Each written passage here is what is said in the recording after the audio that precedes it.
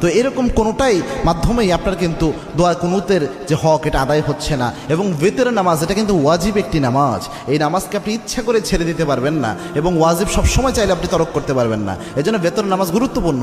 এবং কি আল্লাহর হাবিব সাল্লাল্লাহু আলাইহি ওয়াসাল্লাম বলতেন, ইন্নাল্লাহা বিতরুন ইউহিব্বুল বিতরা, আল্লাহ রাব্বুল আলামিন নিজে বেজরকে আল্লাহ রাব্বুল আলামিন নিজে ভালোবাসেন। সুবহানাল্লাহ। এবং আল্লাহর হাবিব সাল্লাল্লাহু আলাইহি ওয়াসাল্লাম সফর অবস্থায়ও প্রায় সময় চেষ্টা করতেন বেতের নামাজ যেন ছুটে না যায়। আল্লাহু আকবার। এই জন্য বেতের নামাজ মা বোন যারা রয়েছেন, বিশেষ করে আমার যুবক বাবা ভাইয়েরা যারা রয়েছেন এবং আমার বাবাজিরা যারা রয়েছেন, বেতের নামাজে আপনি দোয়া কুনুত পারছেন না, আপনি কি করবেন?